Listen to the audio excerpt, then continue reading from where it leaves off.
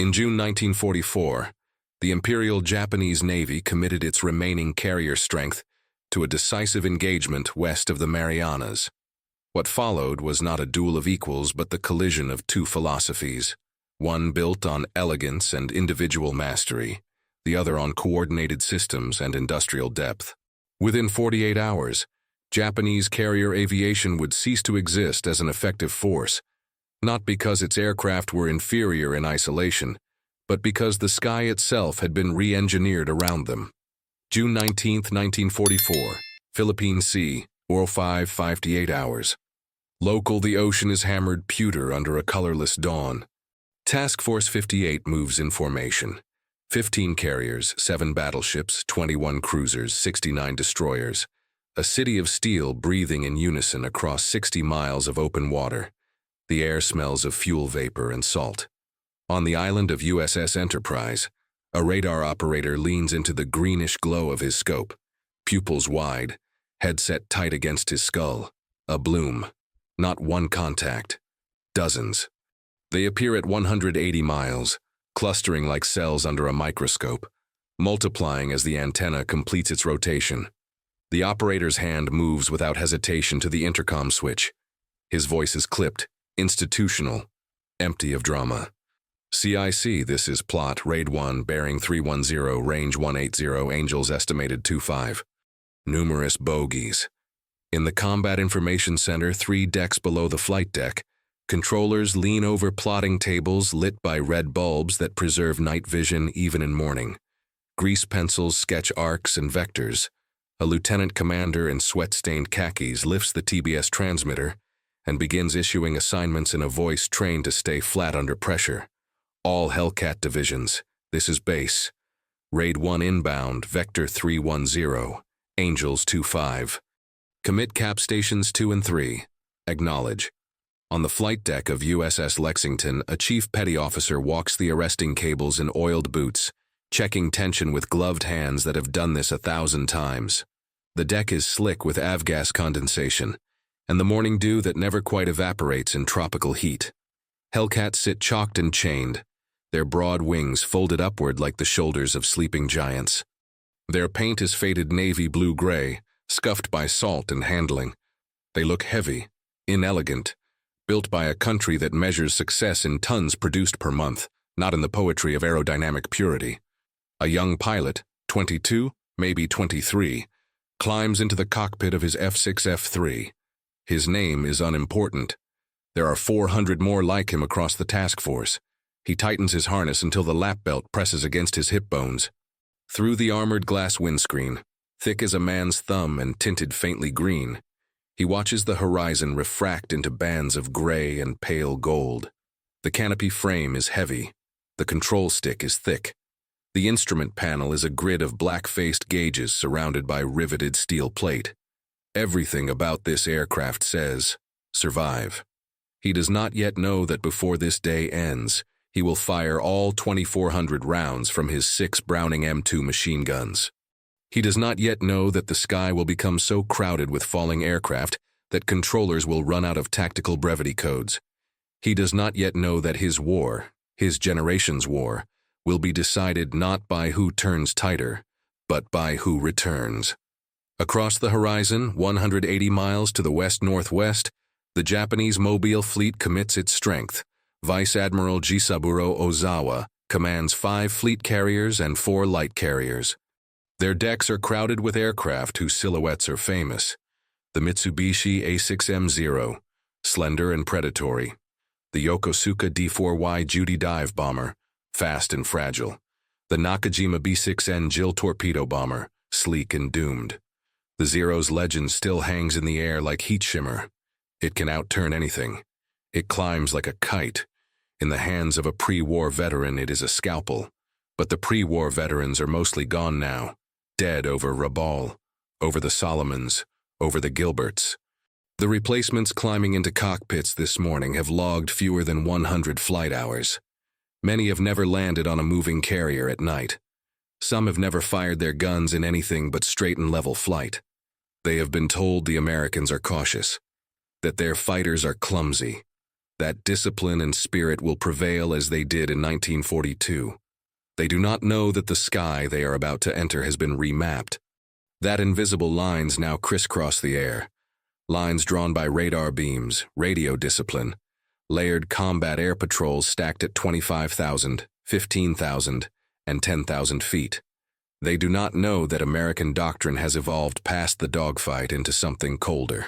Geometry at altitude, energy conservation, controlled aggression. They do not know that the Hellcat waiting for them is not designed to dance. It is designed to kill, return, refuel, and kill again. The first wave of Japanese aircraft, 69 strong, pushes eastward into the climbing sun. Engines drone. Formation leaders check their compasses. Below them, the sea is empty. Ahead, beyond the curve of the earth, a lattice of steel and radar waves tightens like a fist. At 10:36 hours, the first Hellcats make contact. What happens next will be called, with bitter irony, the Great Marianas Turkey Shoot. But to the men flying through it, there is no humor. Only the hammer of 650 caliber guns, the smell of cordite, the quick, bright geometry of a fighter that refuses to turn when it can simply climb, dive, and fire. By sunset, 300 Japanese aircraft will not return. The world will learn what the engineers already knew, that turning tight means nothing when the numbers turn against you. 3 years earlier, December 1941, the Zero arrives over Pearl Harbor like a myth made steel. It carves through American formations with a speed and agility that seems to defy physics.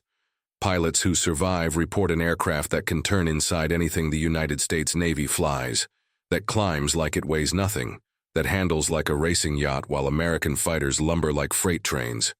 In the aftermath, as smoke still rises from Battleship Row, assessments flood back to Washington and to the design bureaus at Grumman Aircraft Engineering Corporation on Long Island.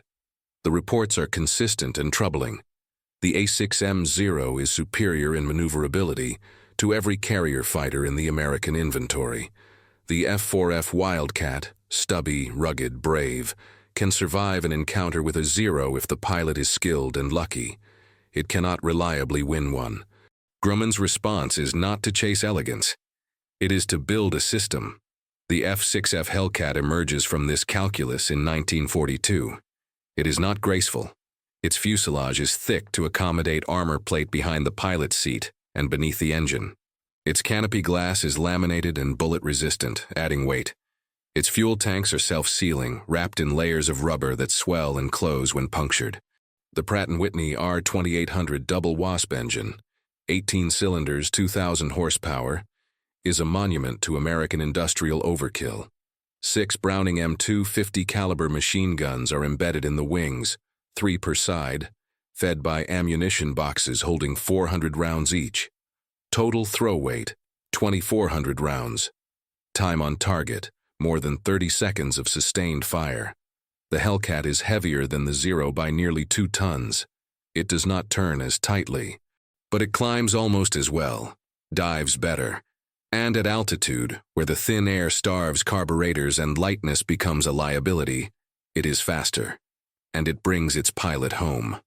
By mid-1943, Hellcats begin reaching carrier decks in numbers that reflect America's industrial heartbeat. Grumman's Bethpage plant operates around the clock.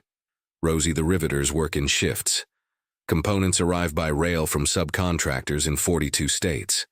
Assembly lines measure output not in dozens but in hundreds per month. 12,000 Hellcats will be built before the war ends. They are not handcrafted. They are stamped, riveted, bolted, and wired by a nation that has turned manufacturing into doctrine. Meanwhile, across the Pacific, the Imperial Japanese Navy struggles with a different arithmetic. Carriers lost at Midway in June 1942 cannot be quickly replaced. Trained pilots, men with thousands of hours, veterans of China and the early Pacific campaigns, are irreplaceable by design. Japanese doctrine has always emphasized quality over quantity, the warrior elite over the citizen soldier. There is honor in this. There is also fragility. By 1944, the pilot pipeline is broken. Training programs that once lasted 2 years are compressed to months. Flight hours are rationed due to fuel shortages. Carrier landing practice, always dangerous, always demanding, is curtailed.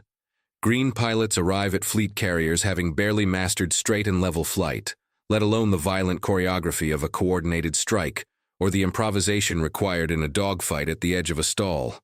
The A6M itself has not evolved. It remains fast, maneuverable, deadly in skilled hands, but it still lacks armor. Its fuel tanks still burn when hit. Its 20mm cannon still carries only 60 rounds per gun. In 1942, when Japanese pilots controlled the engagement, these compromises were acceptable. In 1944, when the sky is crowded with radar-guided interceptors, and the American pilots have survived long enough to learn, they are fatal. June 1944, the trap is set. Task Force 58, under Vice Admiral Mark Mitcher, is the largest carrier force ever assembled. Its operational doctrine has been rewritten based on bitter lessons from Coral Sea, Midway, and the Solomons campaign. No longer does each carrier operate in isolation. Now they steam in task groups, mutually supporting, with overlapping radar coverage and layered defensive patrols. Radar is the invisible architecture. The SK and SR sets mounted on cruisers and destroyers push detection ranges past 150 miles. Contacts appear as glowing pips on cathode ray scopes long before human eyes could see a speck on the horizon.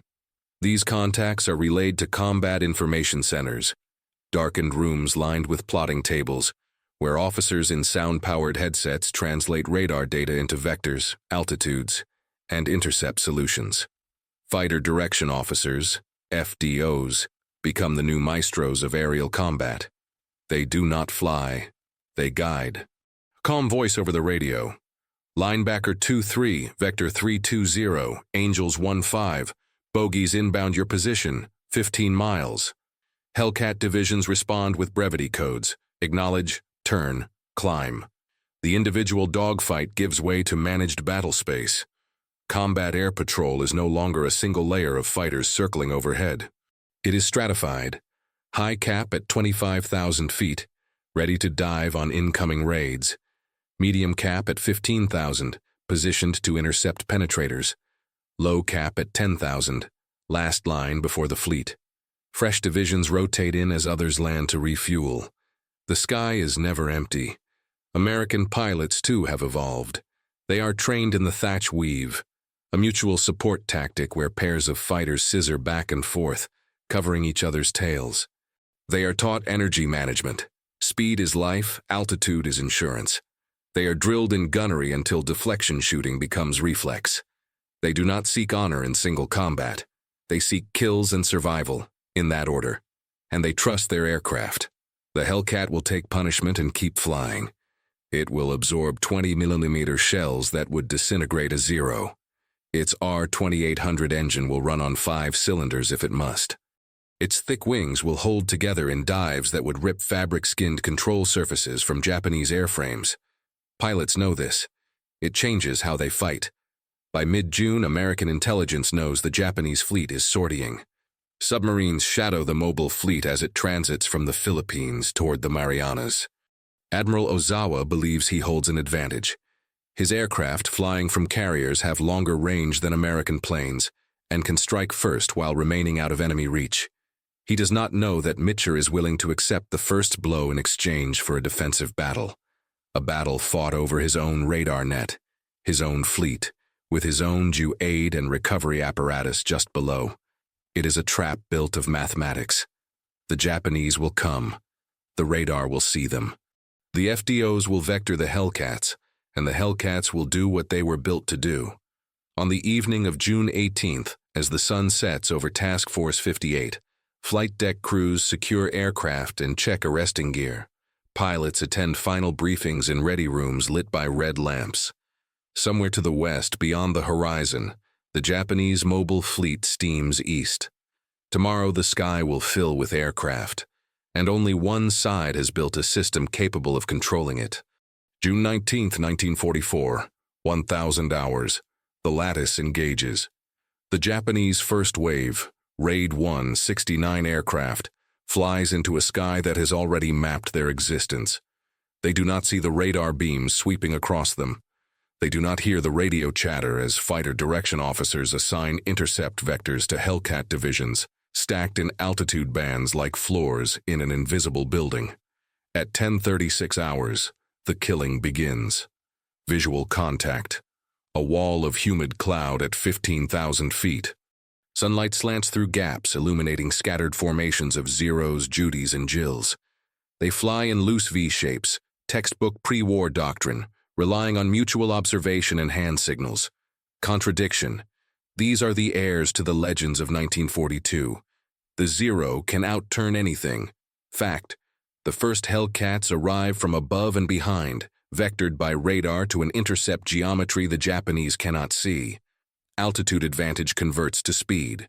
Speed converts to a single slashing pass, 650 caliber streams converging, each bullet a half-inch diameter slug of copper-jacketed lead traveling 2,800 feet per second. Reflection.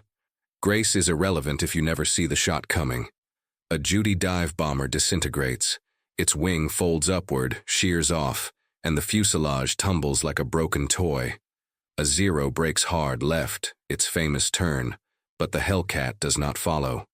It climbs, bleeds speed into altitude, then rolls inverted and comes down again on another target. 2 passes. Reform. Energy discipline. The Japanese formation scatters. Individual pilots revert to instinct, pulling into tight spirals, confident that their aircraft's maneuverability will save them. Some succeed. Zeros flown by veterans can still force an overeager Hellcat into a turning fight and punish it. But these moments are islands in a sea of system. Another vector arrives. Linebacker 3-1, 15 bogeys low, Angels 1-2, bearing 2905. The next Hellcat division rolls into a dive. American doctrine is simple. Do not get slow, do not get low. Do not chase into the weeds. Hit, climb, reassess. The radio discipline is eerie in its calmness. Pilots report kills in flat voices. Splash 1 Zeke. Splash 2 Judies. The brevity codes strip emotion from slaughter. By 1100 hours, Raid 1 is shattered. Survivors jettison ordnance and run for home. 42 aircraft are gone. The American fleet has not been touched. 11:30 hours, Raid 2. The second wave is larger, 109 aircraft. They come in staggered altitudes, attempting to saturate defenses. Admiral Ozawa still believes in mass and the warrior spirit. He does not yet understand that the sky over Task Force 58 is no longer governed by courage or maneuver. It is governed by trigonometry. Visual contact. Dots on the horizon resolve into formations, tight at first, then ragged as Cap engages. Smoke trails arc downward. Parachutes blossom white against the blue. Contradiction. Surely numbers will overwhelm the defense. Surely some will get through. Fact, the layered cap is designed for exactly this. High cap dives on the lead elements. Medium cap intercepts the fragments. Low cap catches stragglers. And behind it all, the fleet's anti-aircraft defenses wait. 5-inch guns with VT proximity fuses that detonate in calculated spheres of shrapnel, turning the air into a minefield of timed steel. Reflection. To attack this fleet is to fly into a machine built of math and metal, where every variable has been accounted for except survival. A section of Zeros does break through the Cappy. They are skilled, aggressive, lucky. They dive toward the carriers, threading between flak bursts, committed to their torpedo runs. But even here, the system absorbs them. The carriers turn into the wind, presenting narrow targets. Destroyers lay smoke. Close-in guns, Bofors 40mm, Oerlikon 20mm, stitch the sky with tracers. A Jill explodes 50 feet above the water. Another drops its torpedo, banks away, and is caught by a Hellcat that has followed it down. The torpedo runs true but strikes nothing. The carrier has already turned inside its arc. Raid 2 loses 97 aircraft. 6 American planes are lost. The exchange ratio is approaching 20-1. It is not a battle. It is an equation. 1,300 hours. The system laid bare. In the CIC of USS Lexington, the fighter direction officer removes his headset and wipes sweat from his forehead. The plotting table is a chaos of grease pencil marks. Vectors, altitude changes, splash reports. An ensign erases and updates. The FDO puts the headset back on. His voice does not waver. All stations. This is Lexington Base. Raid 3 inbound, bearing 335, range 140. Numerous contacts. Commit all ready cap. On the flight deck, plane handlers scramble.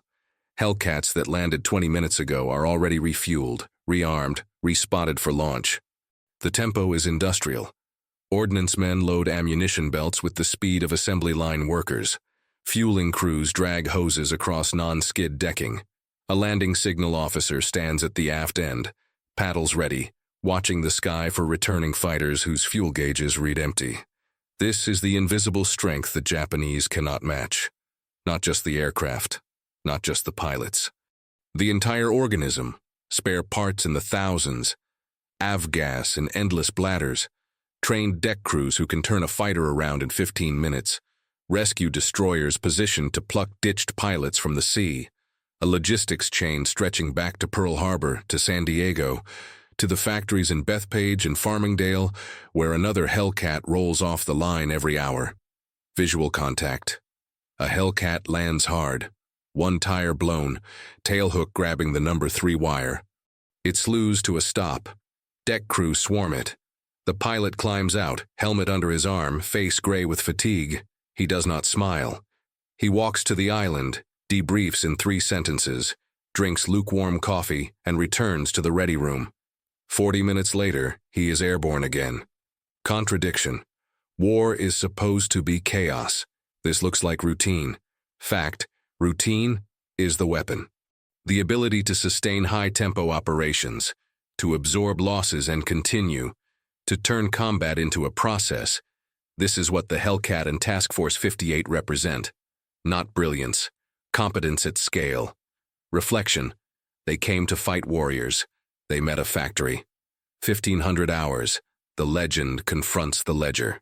By mid-afternoon, the Japanese have launched 4 raids. The 4th is the smallest, only 47 aircraft, and the most desperate. Pilots know by now that something is wrong. Radio calls go unanswered. Expected rendezvous points are empty.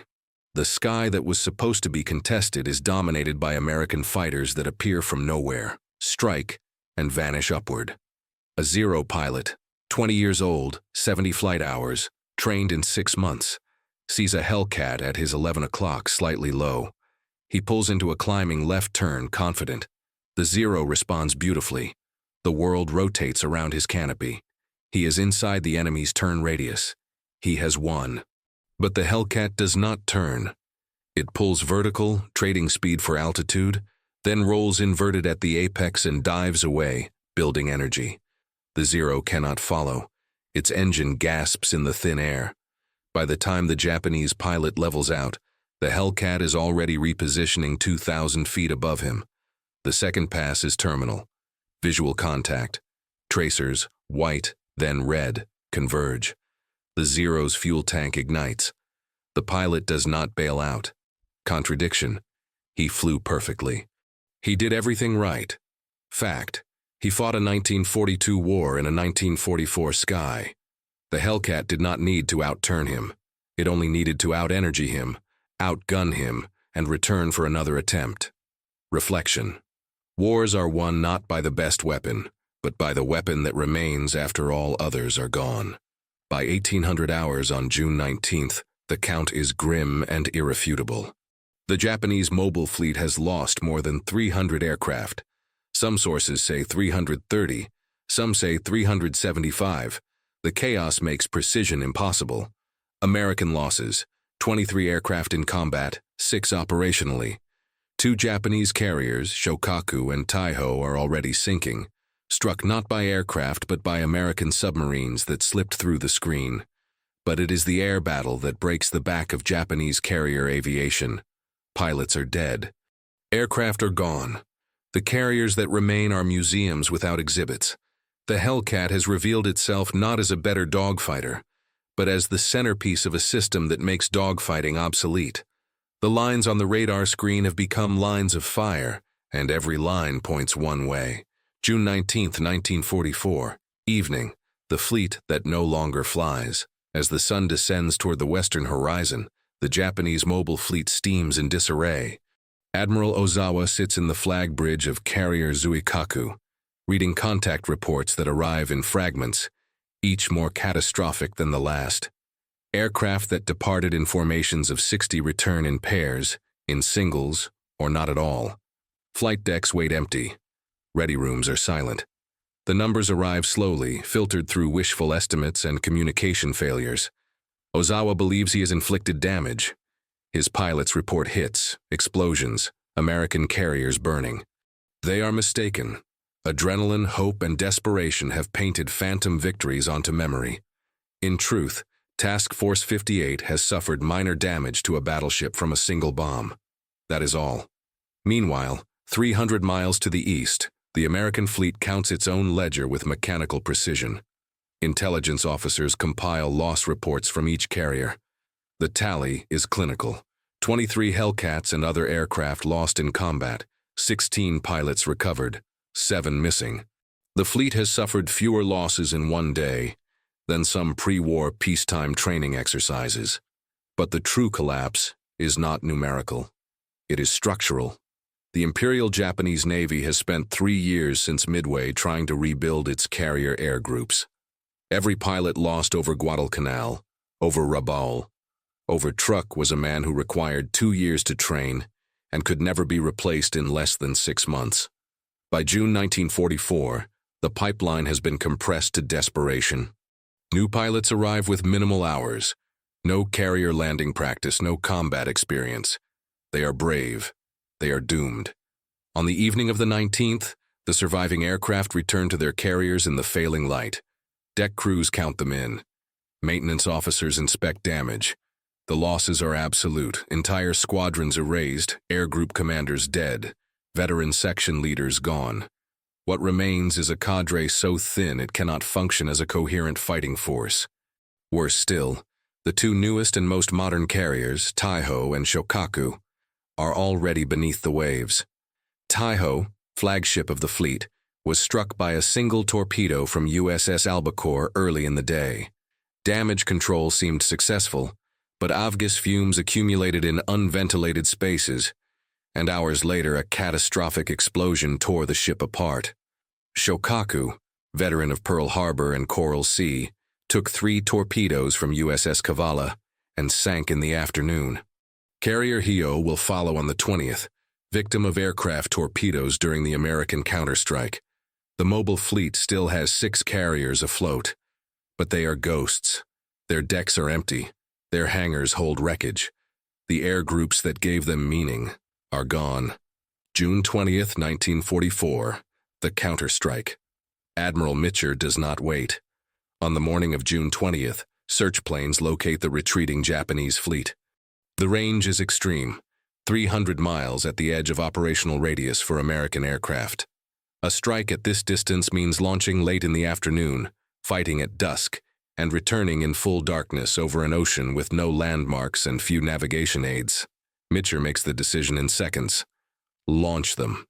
At 16:20 hours, 216 aircraft, Hellcats, Dauntless dive bombers, Avenger torpedo bombers, lift off from 11 carriers. They fly west into the amber light, the sun sliding toward the horizon behind them. Pilots know the arithmetic. They will have fuel for the attack and perhaps 30 minutes of reserve. If they do not find the carriers quickly, if the return is delayed, they will ditch in the ocean and hope for rescue. By 1840 hours, they find the enemy. The engagement is brief and brutal. Hio takes torpedo hits and begins to sink. Oilers and auxiliary ships are set ablaze. The Japanese cap is almost non-existent. Only 35 fighters rise to meet 200 attackers. The Hellcats sweep them aside. But the cost is displacement. The sun sets at 1900 hours. By the time the American strike groups turn east, the sky is purple, then black. Navigation becomes guesswork. Radio discipline collapses as fuel gauges drop toward empty, and pilots call for vectors, for homing signals, for anything. Task Force 58 makes a decision that no doctrine manual anticipated. Admiral Mitcher orders every ship in the fleet to turn on its lights. Searchlights stab upward. Masthead lights blaze. Carriers illuminate their flight decks with every available lamp, turning the ocean into a constellation of defiance. The risk is absolute. Submarines, night-flying Japanese scouts, any enemy within 100 miles will see it. But Mitcher chooses his men over his security. The returning aircraft stagger home. Some find their own carriers. Some land on the wrong deck. Some ditch close enough for destroyer escorts to pluck crews from the black water. 80 aircraft are lost, most to fuel exhaustion, some to water landings in darkness, a handful to operational accidents on crowded decks slick with oil and salt. But 140 return, and of the pilots who ditched, most are recovered by morning. The arithmetic of attrition. The contrast is stark. The American fleet loses 80 aircraft on the night of June 20th and absorbs it. Replacement aircraft are already in the pipeline, ferried by escort carriers from Pearl Harbor. Replacement pilots are training in Florida and California, logging hours in Hellcats identical to the ones they will fly in combat. The system sustains itself. The Japanese fleet has no such reserve. The carriers that survive the battle will return to Japan and sit idle for lack of air groups. Training programs will continue to fracture under fuel shortages and the loss of instructors. New aircraft will be built, Zeros, Judys, Jills, but there will be no one to fly them with proficiency. By the end of June 1944, Imperial Japanese Navy carrier aviation is finished as a strategic force. The carriers themselves will sortie one final time in October at Leyte Gulf, serving as decoys, their decks nearly empty, drawing American attention while battleships attempt a surface engagement.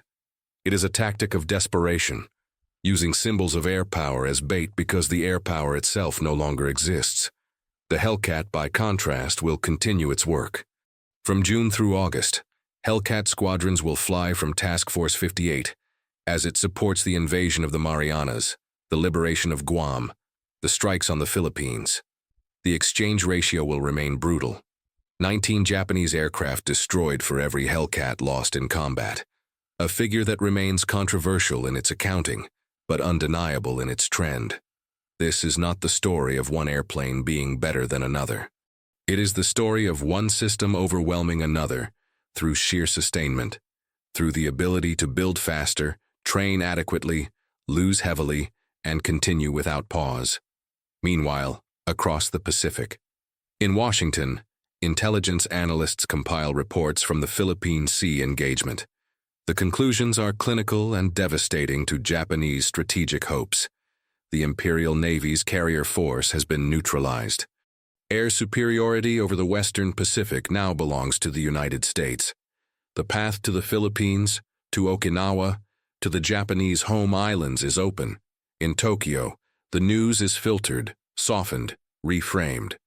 The official communiqué speaks of a victorious withdrawal, of American losses, of the indomitable spirit of the air crews.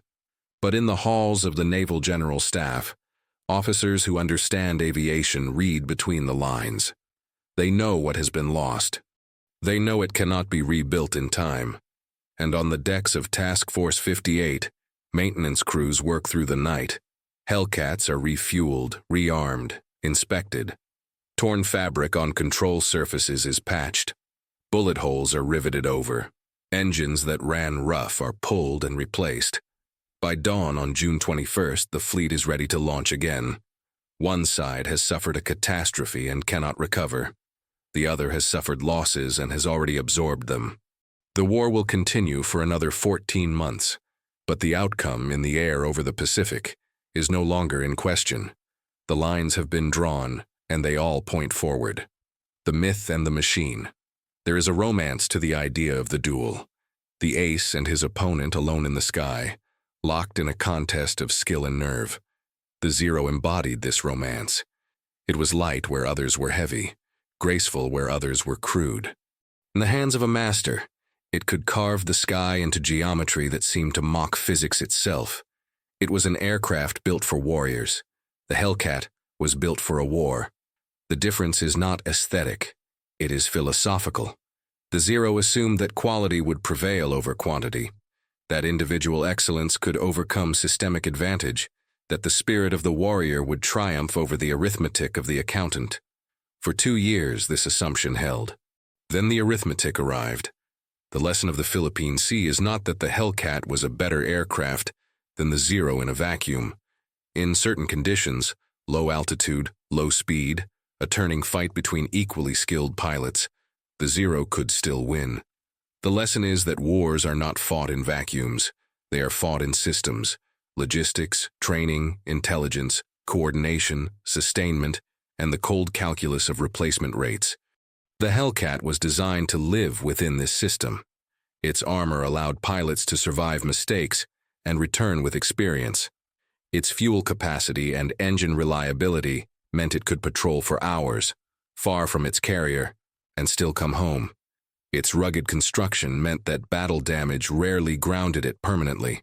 Its 650 caliber machine guns, fed by deep ammunition reserves, meant that a pilot had time to miss, correct, and fire again. It was not a scalpel. It was a hammer that could swing all day, and behind every Hellcat was an infrastructure the Japanese could not match: spare parts warehouses, fuel depots, trained maintenance crews, pilot training programs that graduated hundreds per month, factories that built not just aircraft but entire air groups, complete and ready to deploy, a logistics network that stretched across the Pacific, reliable as clockwork, turning raw materials in America into combat power over Japan. The invisible weight. There is a weight to attrition that does not appear on balance sheets. It is not just the loss of aircraft or even the loss of pilots. It is the loss of institutional memory. Every veteran who dies takes with him years of accumulated knowledge: how to lead a formation through weather, how to judge fuel consumption in combat, how to land on a pitching deck at night, how to stay calm when the radio is screaming and the sky is full of tracers. The Imperial Japanese Navy spent its veteran pilots like currency in 1942 and 1943, over the Solomons, over New Guinea, over the Gilberts. They died in brilliant aggressive actions, believing they were winning a war of spirit. But each loss narrowed the base of experience. By June 1944, the men flying Zeros were not the men who had terrorized the Pacific in 1941. They were teenagers with a few dozen hours, handed a legend, and told to fight a machine. The Americans, by contrast, rotated pilots home. They built training programs that reflected combat lessons. They wrote manuals based on debriefs. They turned individual experience into institutional doctrine. A pilot who survived 50 missions would train the next generation, passing on not just technique but wisdom: when to engage, when to break off, how to use the Hellcat's strengths, how to avoid its weaknesses. This is the arithmetic the Japanese could not answer. Not just more planes, but more knowledge. Not just more pilots, but better training. Not just replacement, but improvement. The truth that arithmetic reveals. Wars are decided by many factors: strategy, morale, geography, leadership, chance. But beneath all of these lies a foundation of simple math. Can you build faster than you lose? Can you train faster than they die? Can you sustain operations long enough to matter? In the Philippine Sea, the answer was visible on radar screens and in loss reports. The Japanese launched approximately 375 aircraft on June 19th. Fewer than 100 returned. The Americans launched hundreds of sorties and lost 23 in combat. The ratio is so lopsided, it seems unreal. But it is real. It is the signature of a system optimized for survival and sustainment, meeting a system that prioritized elegance and individual prowess. The Zero was defeated not by a better dogfighter, but by an enemy who refused to dogfight. The Hellcat pilots were taught to avoid turning engagements, to use altitude and speed, to attack in coordinated pairs, to fire and break away. The doctrine stripped romance from combat and replaced it with procedure. It was not glorious. It worked. They were defeated not by weapons but by arithmetic. The unseen lines. If you could have seen the battle from above, impossibly high, where the curvature of the earth becomes visible, you would have seen lines. Lines of radar beams sweeping outward from the fleet. Lines of Hellcats climbing in stacked layers. lines of tracers stitching through the air, lines of smoke trailing from falling aircraft, lines of retreat as survivors turned west. And at night, lines of light across the black ocean as Task Force 58 illuminated itself to bring its pilots home.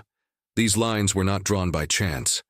They were drawn by engineers in Long Island and California, by planners in Pearl Harbor, by radar operators and fighter direction officers and deck crews who turned chaos into routine.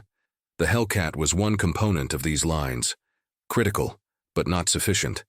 The aircraft needed the system. The system needed the will to build it. The Japanese had will.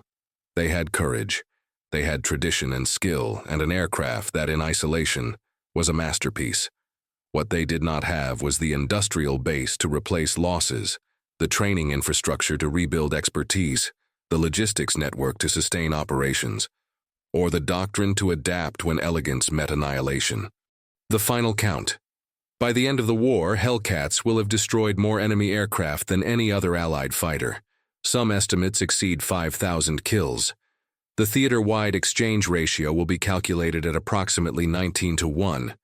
Though the methodology varies and some historians dispute the precision, what is not disputed is the trend: overwhelming, consistent, and irreversible. The A6M0 will be remembered with respect. It was a brilliant design, a product of genius constrained by resources, an aircraft that shaped early Pacific air combat and terrified its opponents. But it was also a relic of a philosophy that could not survive industrialized war. The Hellcat will be remembered more quietly. It was not beautiful.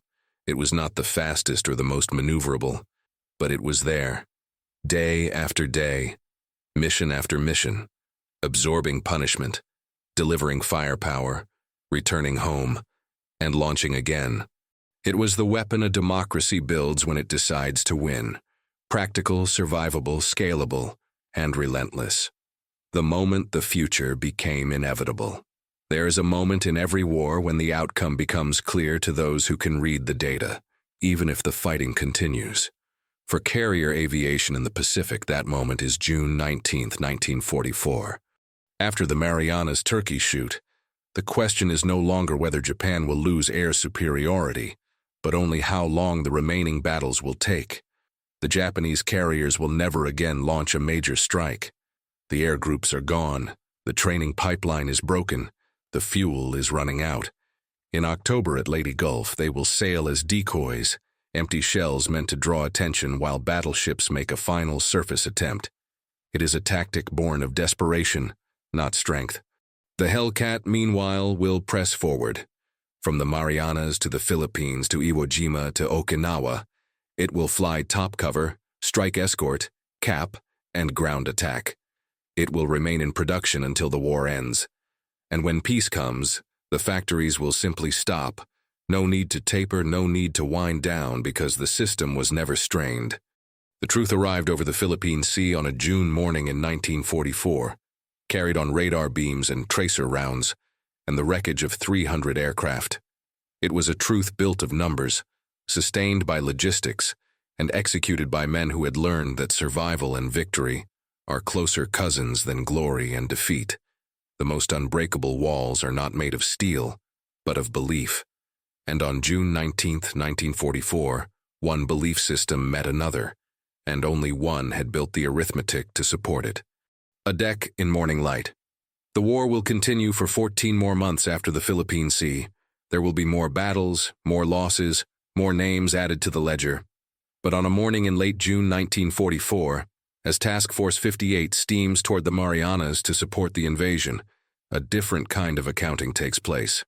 On the flight deck of USS Lexington, a Hellcat sits chalked and tied, its engine cowling open, a mechanic's legs visible beneath the wing as he checks oil lines. The aircraft is anonymous. No nose art, no kill markings, just a bureau number stenciled in black on the fuselage. It has flown 62 combat missions. It has taken 7 hits from small caliber fire, 1 20mm shell through the tail, and hydraulic failure on 3 occasions. Each time it has been repaired and returned to service. The pilot who flies it most often is 23 years old. He is from Ohio. He has never been interviewed, never been featured in a newsreel, never been called an ace despite having confirmed 4 kills. He does his job, files his reports, and sleeps in a bunk 6 feet long and 2 feet wide in a compartment that smells of sweat and fuel. When the war ends, he will go home, attend college on the GI Bill, and rarely speak of what he did. This is the nature of the weapon that won. Ordinary men, adequate training, survivable equipment, and a system that sustained them. The Zero's last morning. Somewhere west of the Marianas, on a carrier that will never again launch a full air group, a mechanic works on an A6M Zero. The aircraft is beautiful even in stillness, slender fuselage, elliptical wings, every line suggesting speed and grace. The mechanic knows this aircraft intimately. He has maintained it for 2 years, through bases in Rabaul and Truk, through storms and combat damage, and the long retreat westward. But he also knows that the parts he needs are no longer coming, that the replacement pilots arriving are too green to survive their first engagement, that the fuel ration has been cut again. The Zero is still lethal, still capable, but it is stranded in a war that has moved past it. He finishes his work, closes the cowling, and steps back. The aircraft will fly again, but not enough, not often enough, not with the support it needs to matter. The lines that remain. If you walk the deck of a museum carrier today, Intrepid, Hornet, Yorktown, you can still see the arresting cables, the catapult tracks, the tie-down points where Hellcats once sat. The deck is silent now, the machinery cold, but the geometry remains. The lines are still there. In archives across America, there are photographs, radar screens with glowing pips, Hellcats in formation against cumulus clouds, deck crews in grimy uniforms manhandling ordnance, an LSO with paddles raised against the sunset. These are not dramatic images. They are procedural. They document work. And in the logbooks, dry, bureaucratic, meticulous, the story is told in numbers. Sorties flown, aircraft lost, aircraft replaced, hours logged, fuel consumed, ordnance expended. 100,000 small entries that, aggregated, describe the death of an empire's air power and the rise of another's. What the Hellcat carried. The Hellcat did not carry the hopes of a warrior caste or the pride of an ancient tradition. It carried something simpler and more durable, the belief that war is a problem to be solved, not a stage for glory, that survival is more valuable than honor, that the pilot who returns can fly again tomorrow, and the one who does not, cannot. This is not a philosophy that inspires poetry, but it wins wars. The young men who flew Hellcats over the Philippine Sea were not samurai. They were farm boys and factory workers, mechanics' sons and shopkeepers' nephews, given 6 months of training and an aircraft designed to bring them home. They did not seek death with dignity. They sought to kill the enemy and survive the attempt. The doctrine they followed was written by staff officers who had studied loss rates and fuel consumption and gunnery scores. It was not beautiful. It was effective. And when it was over, when the last carrier strike had been flown and the last Zero had fallen and the war had moved to the home islands, the Hellcats were simply parked, decommissioned, and scrapped. No monuments, no shrines. They had done their job. That was enough. The Ghost Fleet. Somewhere in the Philippine Sea, 300 aircraft rest on the ocean floor. Zeros and Judys and Jills, their aluminum corroding, their cockpits filled with silt, their pilots' bones scattered or gone. They are visited sometimes by divers who photograph the wreckage and marvel at the preservation of detail. A control stick, a gun sight, the curve of a wing.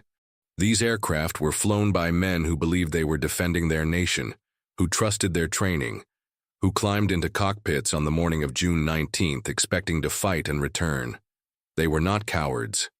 They were not fools. They were simply on the wrong side of an equation they could not see. The Hellcats that fell that day, 23 in combat, rest nearby, equally silent, equally forgotten. Their pilots, most of them, were recovered. The aircraft were expendable. The men were not.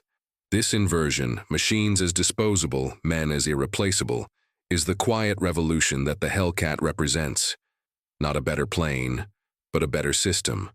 Not a sharper sword, but a deeper well. The last line. In the end, the story of the Hellcat is not about aviation or engineering or even warfare. It is about the choice a society makes when it goes to war. Whether to build for brilliance or for endurance. Whether to concentrate power in the hands of an elite or to distribute competence across a mass. Whether to accept casualties as tragic but sustainable or as catastrophic and irreplaceable. The Japanese chose one path. The Americans chose another. Both required courage. Both demanded sacrifice. But only one had built the infrastructure to absorb loss, adapt doctrine, and continue without pause. On the morning of June 21, 1944, as the sun rises over Task Force 58, the flight deck crews prepare for another day. Hellcats are launched. CAP is established. The radar screens glow. The war continues. But the question has already been answered. They came to turn. We came to return. In the Marianas, arithmetic flew faster than legend, and the lines that began on radar ended in a sea where only one side still had the means to fly tomorrow. The Hellcat was the pencil that drew those lines, not with elegance, but with the steady pressure of mathematics applied to war.